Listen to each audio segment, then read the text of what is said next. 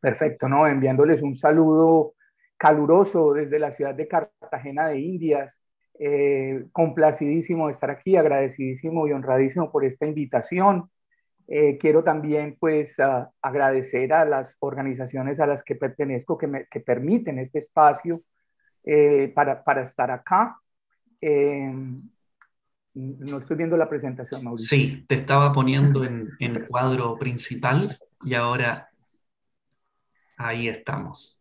Ok, y entonces, pues agradecerles a ellas que nos permiten estar en estos espacios tan interesantes como es el Colegio Montessori, nuestro ecoparque Luna Forest, al que los invito cuando vengan aquí a la ciudad de Cartagena, y la Fundación Ana Elvira Román Niños de la Tierra, y por cierto, extenderles una invitación muy especial a todos este 20-21 de mayo al primer Festival Internacional de Educación para la Paz Conciencia. En la página de la fundación pueden encontrar los detalles en Facebook, y ahora en el chat le podemos poner el link.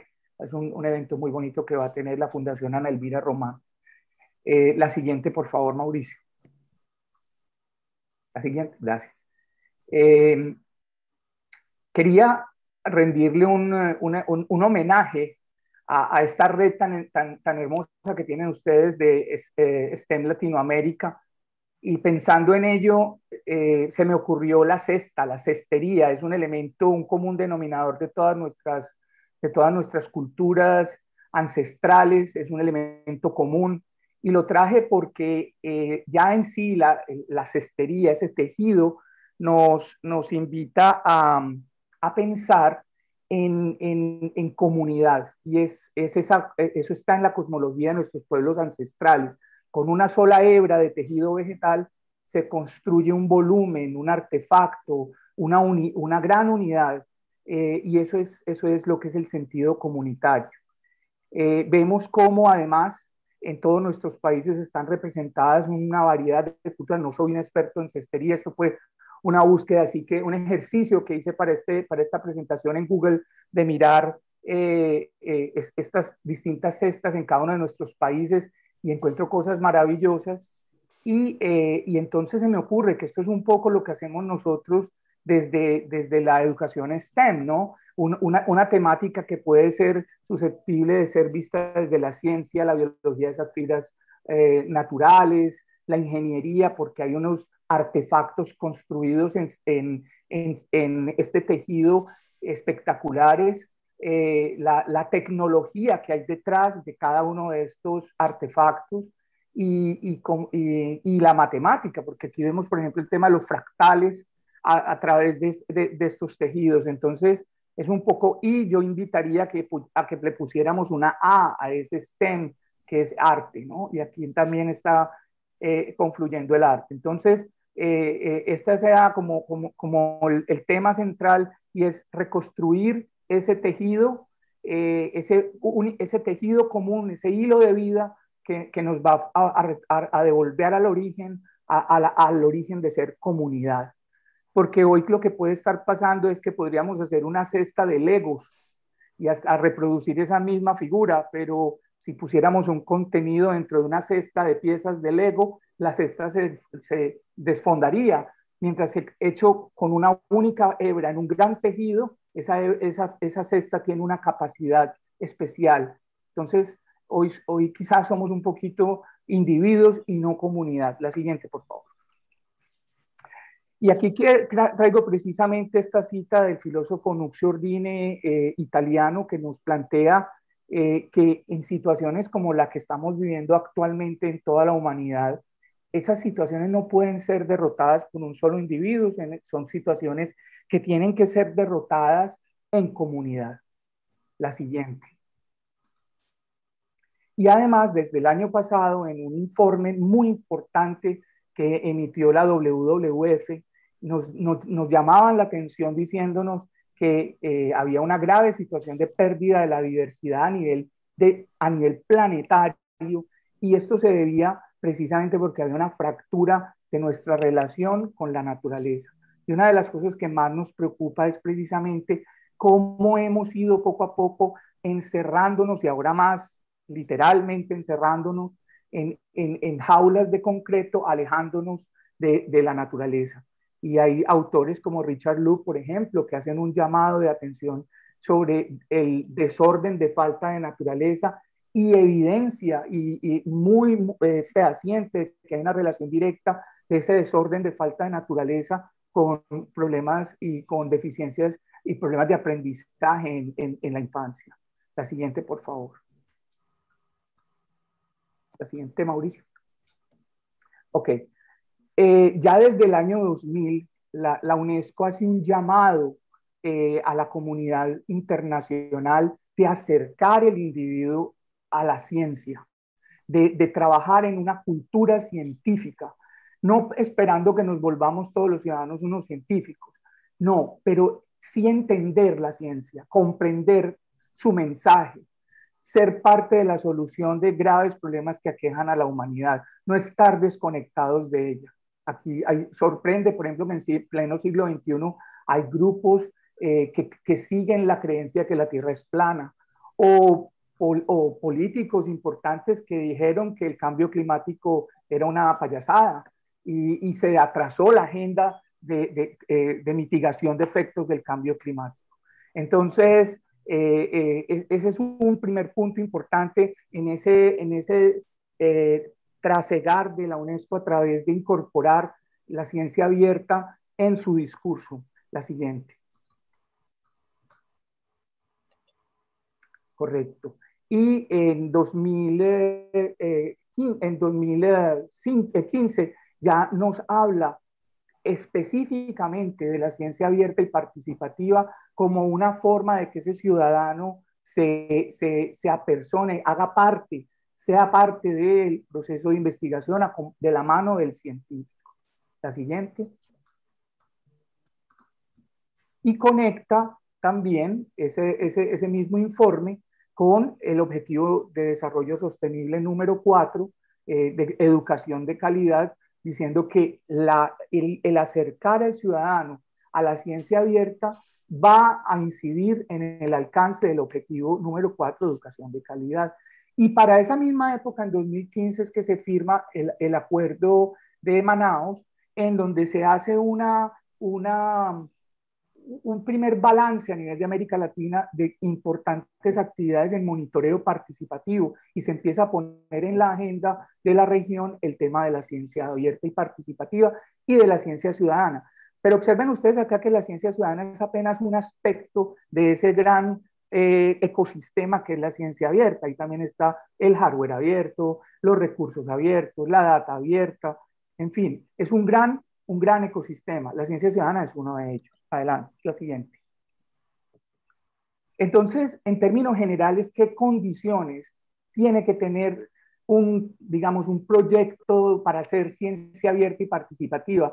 ¿Qué debe cumplir? Entre otras que hay muchos nombres que se le asignan y ya hemos dicho, ¿no? Que ciencia ciudadana es apenas un aspecto de un gran conjunto que es la ciencia abierta y participativa. La siguiente. Bien, en un estudio que hicimos en la Red Iberoamericana de Ciencia Abierta Participativa el año pasado, donde colaboramos muchas personas de distintos países que hacemos parte de la red, encontramos que habían más de 22 términos en castellano relacionados con este tema y habían casi 200.000 publicaciones indexadas y 600 experiencias de literatura gris en 7 países de la región. Esto no es un tema tampoco tan desconocido y en el tiempo tampoco es tan nuevo. En la literatura hay experiencias de ciencia ciudadana con la mariposa monarca que datan de mediados del siglo pasado, por ejemplo. Y ya en América Latina teníamos la investigación Acción Participación con Orlando Falsborda. La siguiente. Entonces, ahora sí, adelante, vamos a ver aspectos de la ciencia abierta que debe tener todo proyecto. La siguiente, Mauricio. Entonces, obviamente, el primero es que involucre a los ciudadanos. El ciudadano es un actor importantísimo en una actividad de ciencia ciudadana.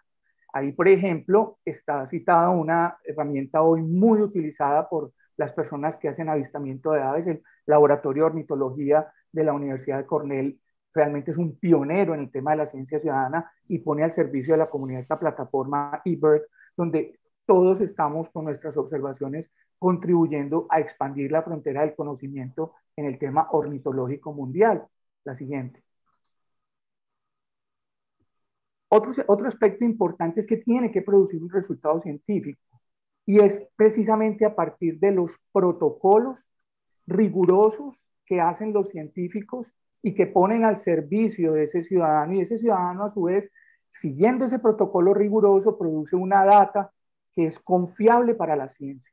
En la imagen es Censo Neotropical de Aves Acuáticas. Ella es Yanira Cifuentes, una ornitóloga muy prestigiosa del país, de la Asociación Calidris. Y miren ustedes que el ambiente es muy rústico, donde se lleva a cabo una actividad de ciencia ciudadana, como es el caso del censo neotropical, la pizarra roñosa, pero esos datos son fundamentales para tomar decisiones de manejo ambiental y que contribuyen a datos que se están generando desde el sur del continente hasta el norte del continente. La siguiente. Otros aspectos es que de tener beneficios para todos los participantes y se deben poner de manifiesto, habilita condiciones para mejorar la participación de los ciudadanos, facilita información para los participantes, busca democratizar la ciencia, prefiere que los datos sean públicos, abiertos y reconoce responsablemente a sus participantes. La siguiente. Bien, yo, por aras del tiempo que tenemos muy breve, me quise concentrar en un grupo etario que para mí, en mi humilde opinión, ha sido uno de los más damnificados en el tema de esta pandemia, y es el de la adolescencia. La doctora María Montessori nos hablaba de 4 planos de desarrollo: la infancia, la niñez, la adolescencia y la edad adulta. Y en cada uno de ellos unos momentos críticos. Y hay 2 grupos etarios de esos planos de desarrollo que para ella eran los más delicados. Uno de ellos, la infancia, que es el de la mente absorbente, y la adolescencia, ella lo llamó el recién nacido social. Y es precisamente porque este grupo, su necesidad fundamental es socializar. Entonces, una situación como la reinante nos mete en casa y nos priva a nuestros adolescentes de ese proceso natural de socializar. Quiero ver y mostrarles qué necesidades específicas tiene este grupo etario en 4 dimensiones, para que veamos cómo desde la educación STEM y desde la ciencia ciudadana es el sustrato perfecto para atender esas necesidades. Entonces, una de las características, por ejemplo, es que es un proceso de una gran maduración sexual y de un gran crecimiento. Y precisamente hay una necesidad de una gran actividad física. Y es afuera, en actividades de campo, en medio de la naturaleza, donde se puede proveer de esta necesidad. En la imagen, nuestros estudiantes, por ejemplo, participando en el Censo Neotropical de Aves, o en una investigación en el bosque seco tropical, donde hay un gran despliegue de actividad física. Hoy nos toca desde casa, y es precisamente una de las condiciones que tenemos que atender. La siguiente. En el ámbito emocional, entonces, tenemos la necesidad de un trabajo significativo, y quiero subrayar eso. Para el adolescente, esto es un trabajo. Participar en un proyecto de ciencia ciudadana le da autenticidad, porque ponemos en sus manos herramientas reales para solucionar problemáticas reales.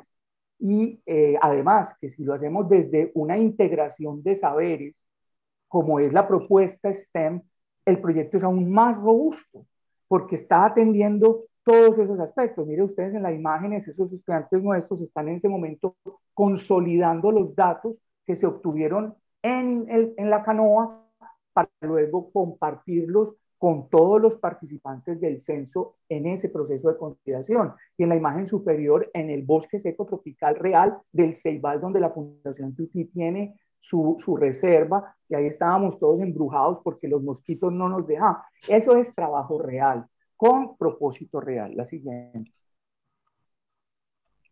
Bien, en el ámbito social, pertenecer a una comunidad, tener un grupo de confianza, relación significativa con un adulto, sentirse seguro, y eso lo proporcionan estos ejercicios de ciencia ciudadana, donde todos compartimos un propósito y donde hay un ambiente seguro para el adolescente. La siguiente. Y en el ámbito cognitivo, pues, ni hablar lo que puede proporcionar un proyecto que es además una mirada sistémica del territorio, donde hay todos los ingredientes, los aspectos sociales, ambientales, hay tecnología, hay datos. Entonces hay una gran riqueza para desarrollar el ámbito cognitivo de ese adolescente. La siguiente. Traje un caso que a mí me gusta enormemente, que es el programa GLOBE de la NASA, y miremos cómo proporciona precisamente para esos adolescentes una plataforma perfecta para trabajar programas de educación STEM y de ciencia ciudadana. Es un gran programa de ciencia ciudadana patrocinado por la NASA, el Departamento de Estado de los Estados Unidos, la NOAA, y entonces, es decir, él transmite, el programa per se transmite una gran visión sistémica, porque es la Tierra en su conjunto, las 4 esferas, ¿no? Comparte a través de todos sus recursos una visión, nos entrena, nos proporciona las condiciones de entrenamiento a maestros, a estudiantes, permite o posibilita un aprendizaje de equipo, y tiene unos modelos muy bien establecidos, donde es muy fácil comprender la dirección en la que se está moviendo este gran proyecto. Pero si lo miramos a nivel local, institucional y de país, vemos que hay también una organización de GLOBE, hay un coordinador de país, hay una estrategia para los colegios, y el colegio puede a su vez implementar el programa y apoyarse en él dentro de esos mismos 5 parales, ¿no? Estoy siguiendo aquí un poco el paradigma de Peter Senge y la quinta disciplina. Y en una base estaría ese semillero, esa aula de clase o ese grupo de investigación, con esos mismos pilares, trabajando el programa GLOBE con los protocolos, los equipos, los kits, las mediciones, colocando sus mediciones en una gran plataforma, conscientes de que cada una de esas mediciones están aportando para expandir la frontera del conocimiento de la NASA, porque muchos de estos datos, y si no todos, sirven para calibrar toda la batería de satélites. Entonces eso le da pertinencia y autenticidad al proyecto. La siguiente. Ahora vemos unas imágenes, esto desde lo más básico, entonces en campo, los estudiantes desplegando el proyecto, la plataforma, por ejemplo, en el celular, donde pueden ingresar sus datos. Es decir, esto es una posibilidad de tener una educación significativa, y además, para ir uniendo los puntos, crear comunidad. ¿Por qué? Porque ese individuo, al estar en contacto con el ecosistema, con el territorio, ver las necesidades, las problemáticas, empieza a integrar toda esa visión, y va desplegando una ciudadanía activa y participativa. La siguiente. Ya en un ámbito más institucional, vemos la universidad, por ejemplo, en este caso la Tecnológica de Bolívar, cómo hacemos equipo con ella en la formación y capacitación de los maestros, la biblioteca, por ejemplo, del Instituto de Patrimonio y Cultura de la ciudad, que nos brinda, pues esto fue antes de salir de la pandemia, unos espacios para desarrollar el programa, y hoy, pues el programa no se cae, puede continuar, y hay una formación a través de la tecnología. La siguiente. Y a un nivel ya global, vemos una organización robusta que nos recibe, que nos acoge, una gran red, más de 130 países, más de 40.000 docentes. Solamente este año ya van casi 700.000 datos ingresados en esa gran plataforma. En la historia del proyecto, que cumple el año pasado 25 años, casi 2 millones de datos ingresados a la plataforma. En fin, una plataforma muy robusta, que permite adelantar un gran proyecto de país, de colegio y de grupo. La siguiente. Finalmente, la Red Iberoamericana de Ciencia Abierta y Participativa, que es otro gran tema que quería compartir con ustedes hoy, y ponerla al servicio la siguiente, e invitarlos pues, a que se hagan parte de la RICAP y que unamos esfuerzos. Mauricio, la siguiente. La RICAP se empieza a gestar desde ese 2015. En 2017, unas personas también de Argentina, Chile, Ecuador, Perú, Colombia, se unen y deciden firmar un manifiesto para divulgar, para facilitar, para promover la ciencia ciudadana a nivel de nuestra región. La siguiente. La participación en la RICAP pues ofrece múltiples aspectos donde el ciudadano o la institución que se nos adhiere puede participar. Adelantamos proyectos, ya les mostré uno, mapeo de experiencias. Hemos participado en importantes eventos y congresos, por ejemplo, el año pasado en el Congreso de la Asociación Europea de Ciencia Ciudadana. Hoy estamos buscando la manera de integrarnos a una red de redes que recoja a las grandes asociaciones de ciencia ciudadana del mundo, la australiana, la europea, la asiática, la norteamericana, la africana. Nosotros todavía estamos en proceso de tener nuestra propia personalidad. Estamos haciendo una alianza precisamente con una fundación en Chile para que nos sirvan de puente, pero estamos integrándonos a esa gran red mundial de ciencia ciudadana y participativa. La siguiente. Hacerse miembro pues es relativamente sencillo. Basta con leer ese acuerdo de gobernanza que tenemos, llenar una documentación, presentarla y hacerte miembro. Un comité de gobernanza estudia esas solicitudes y empiezas a ser parte de la red.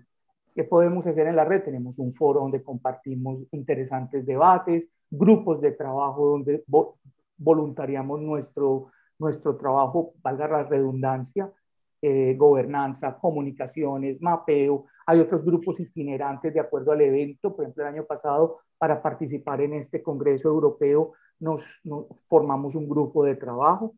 La siguiente. Y aquí un poco las cifras de la RICAP el año pasado. 13 países, 6 grupos de trabajo, 4 permanentes, 2 itinerantes, socios 50, participantes en grupos de trabajo 37 miembros, participantes de la comunidad 105 miembros y creciendo. Y bueno, ponerla pues aquí, como les decía, a sus órdenes. La siguiente. Como unas conclusiones finales, la ciencia ciudadana entonces promueve el desarrollo de competencias científicas en el ciudadano al acercarse al quehacer del científico, en la medida en que promovemos desde la ciencia ciudadana un acercamiento a los principios. Estamos formando un ciudadano más activo, más crítico y más consciente. Y el involucrarnos de manera activa como ciudadanos en estos problemas reales, problemas de territorio.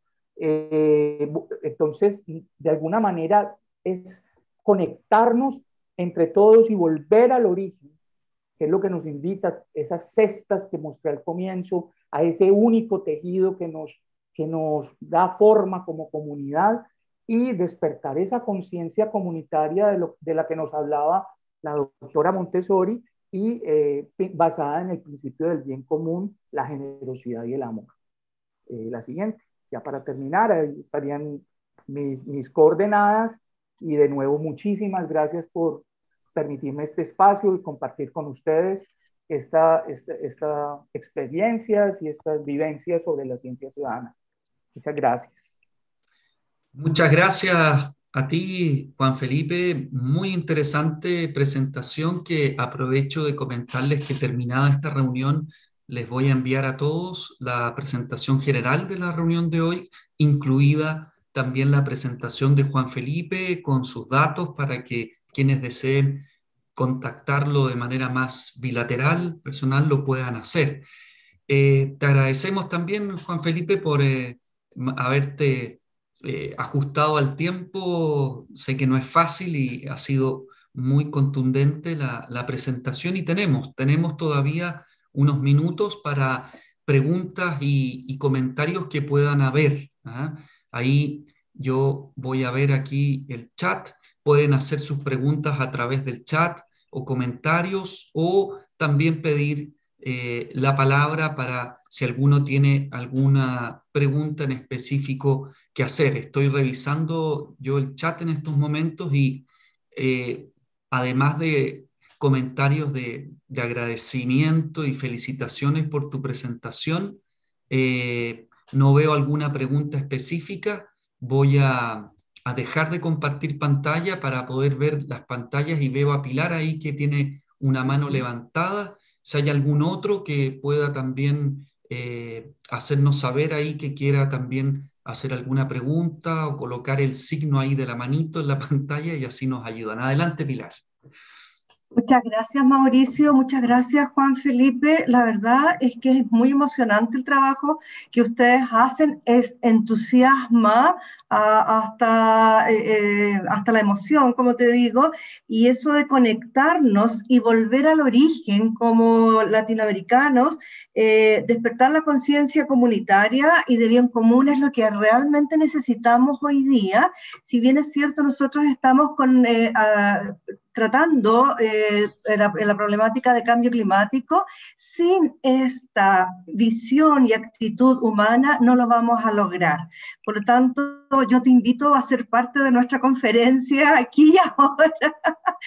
No, si quieres no me puedes responder, tú verás tus compromisos, pero creo que es un mensaje que tiene que ampliarse de este conversatorio que tenemos hoy día. Ya luego podemos conversar con más detalle, pero estaríamos felices que nos pudieras acompañar.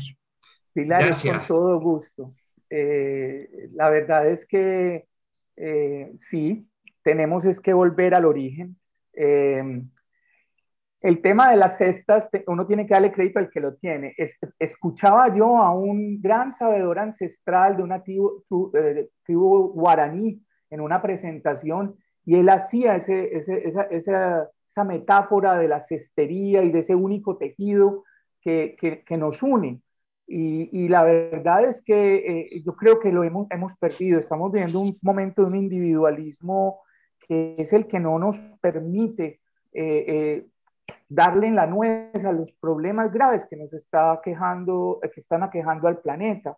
Y lo vemos hasta precisamente, eso ha alargado la agonía de esta pandemia, porque si tuviésemos un sentido comunitario, hace mucho rato habríamos recortado la velocidad de contagio, pero tú ves todavía personas que dudan, primero no tienen una cultura científica y eso por eso es tan importante la educación STEM, la ciencia ciudadana y hoy por tiempo no hablamos de un tercer componente que es el de la ecología cívica, para despertar la biofilia, el sentido del lugar, el altruismo y la eficacia personal y la eficacia política.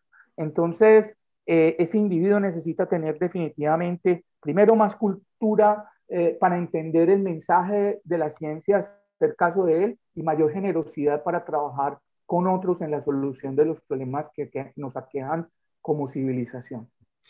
Gracias, profesor. Veo también que hay otras manos levantadas. También veo acá en el chat, quizás antes de darle la palabra a Ulrike, leo aquí en el chat, dice, ¿cómo lograron la versión digital durante este tiempo de pandemia? Y una pregunta más específica que nos viene desde México, si existe alguna colaboración con las iniciativas de ciencia ciudadana en México. Entonces, esas dos preguntas y luego Ulrike que tiene la mano levantada. Gracias. Ok, claro. Bueno, fíjate, cuando trabajamos en estas redes, en estas comunidades de práctica que trascienden nuestras fronteras, de alguna manera ya nosotros estábamos preparados para abordar este gran reto que nos impuso la pandemia. Todos nosotros ya estábamos habituados a hacer estas reuniones y a formarnos en estos espacios virtuales.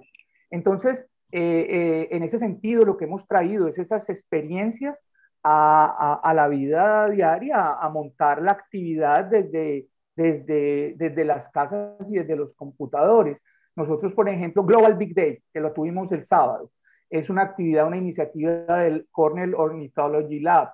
Y lo que hacemos nosotros es, ya de manera práctica, es montarlo desde las ventanas, los balcones de nuestras casas, y a los entusiastas, cada líder de un grupo, de participantes, pues los forma desde sus recursos tecnológicos. Y nos apalancamos en tecnología, el uso de los celulares y demás.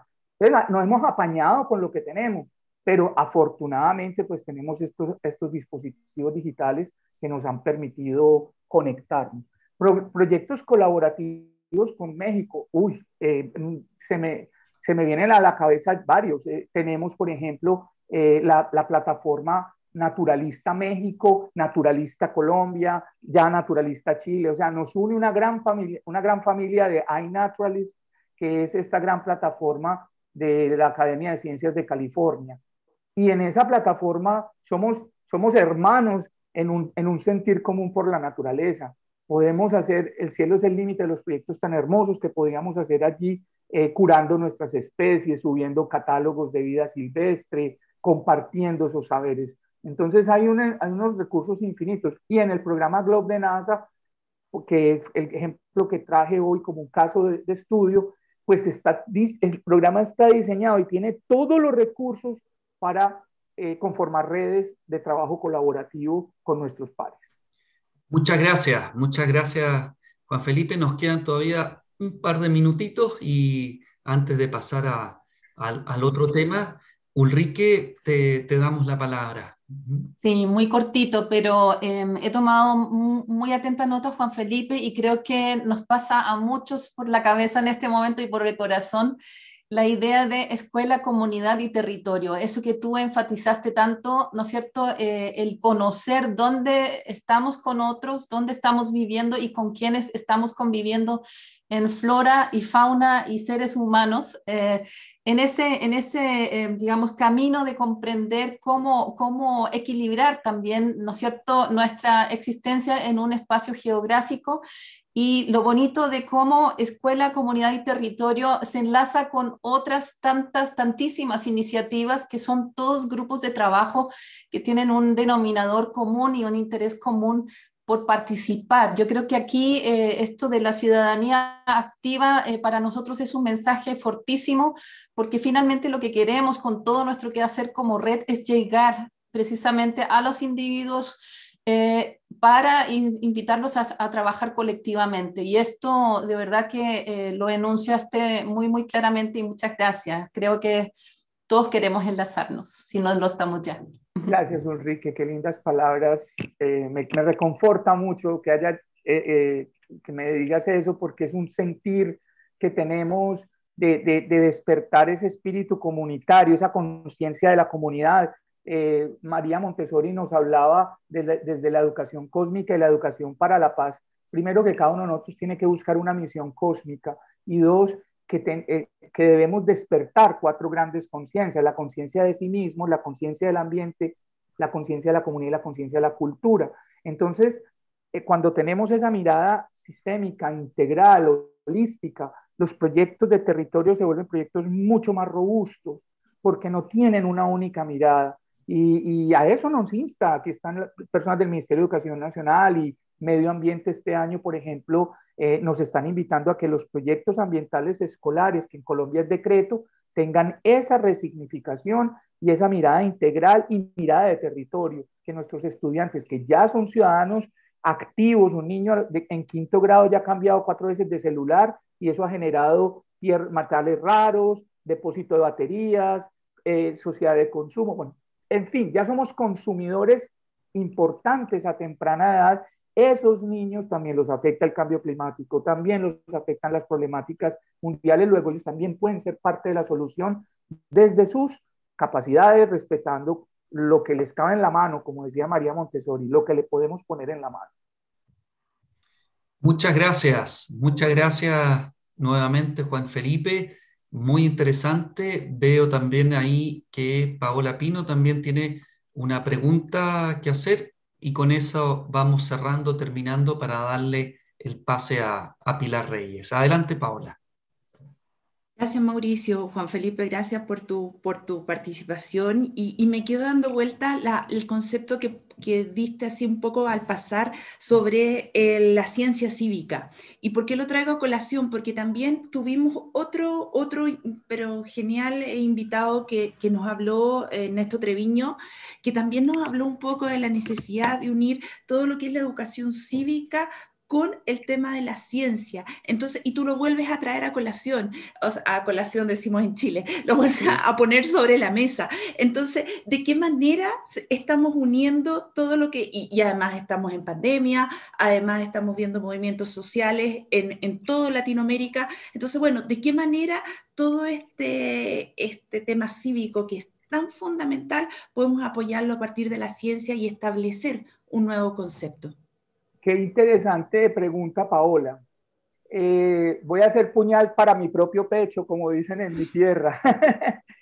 La ciencia ciudadana se queda corta, es la gran crítica también que le hacemos. La ciencia ciudadana a veces se queda en el dato, el esfuerzo se queda en el dato, en la recolecta del dato. Y lo que ha mostrado la práctica es que muchos ciudadanos participantes de ejercicios de ciencia ciudadana pasan muy rico, toman el dato, pero no los volvemos a ver.